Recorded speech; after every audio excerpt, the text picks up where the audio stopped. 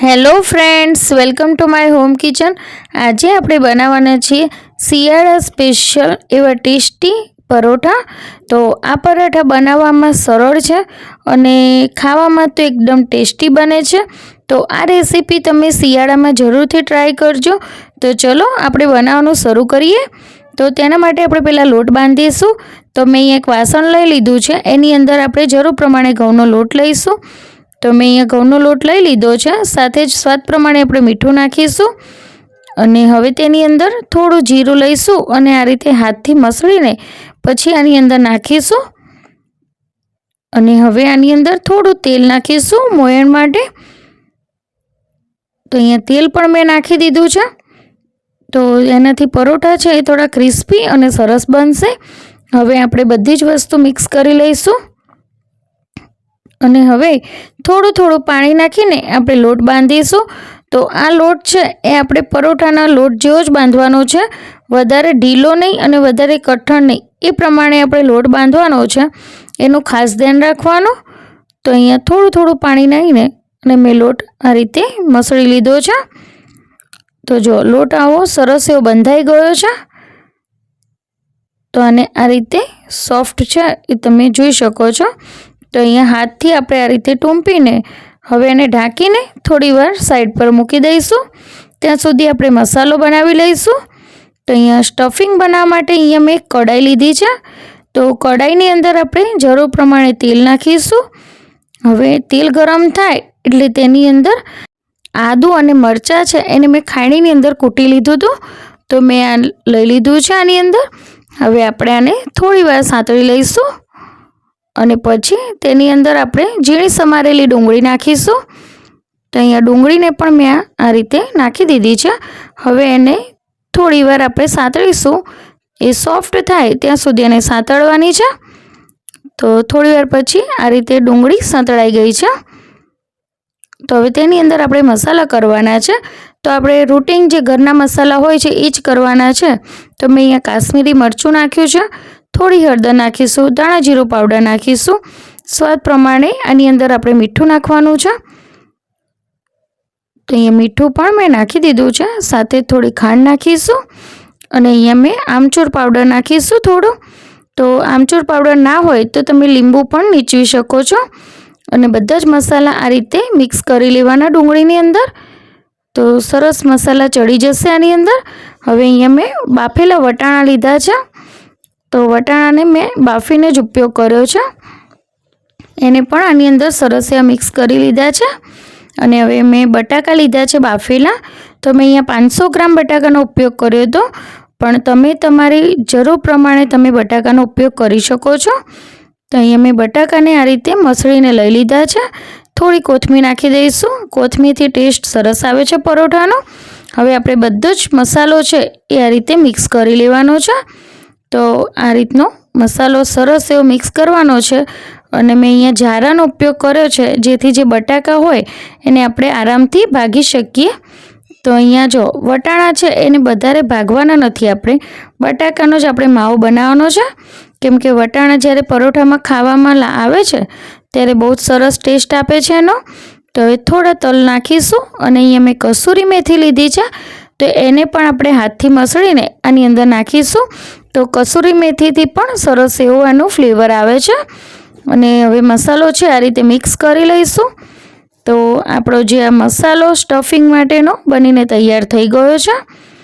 તો એક વખત તમને બતાવી પણ દઉં કે કેવો બન્યો છે. તો જોઈ લો.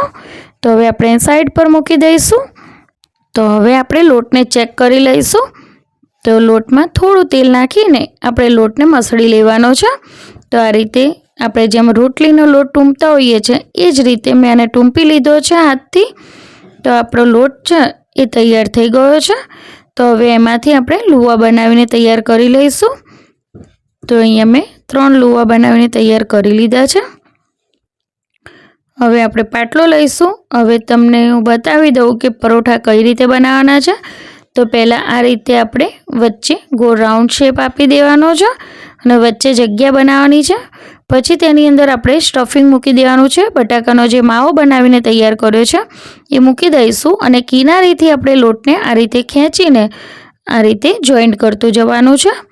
તો જો તમે આ રીતે પરોઠા બનાવશો ને તો તમને પરોઠા બનાવવામાં ઇઝી રહેશે અને સરસ એવા પરોઠામાં સ્ટફિંગ પણ ભરી શકશો. અને પછી આપણે હાથથી દબાવીને આ રીતે પ્રેસ કરવાનું, એટલે બધી જે કિનારીઓ છે ત્યાં સ્ટફિંગ આ રીતે ફેલાઈ જશે. તો જો અહીંયા હવે આપણે આને પણ લોટ આ રીતે ભભરાવીને પાટલા ઉપર મૂકીને જેટલું આપણાથી થાય ત્યાં સુધી આપણે હાથથી આંગળીની મદદથી જ આને ગોળ આ રીતે શેપ આપીશું. તો જોઈ શકો છો તમે કે પરોઠો અડધો તો મારો હાથથી જ બની ગયો છે. હવે જરૂર પડે એટલે છેલ્લે આપણે વેલણનો ઉપયોગ કરીશું. તો વેલણથી આ રીતે એને થોડુંક વણી લેવાનું. તો સ્ટફિંગ છે એ તમારું બાળપણ નહીં નીકળી જાય અને સરસ એવો પરોઠો બનાવી શકશો. તો હવે તવી ગરમ છે તો પરોઠો આપણે એની અંદર મૂકી દઈશું. તો હું તમને એક વખત ફરીથી પણ એ રીત બતાવી લઉં, તો તમે ધ્યાનથી ચેક કરી લો કે કેવી રીતે બનાવવાનું છે.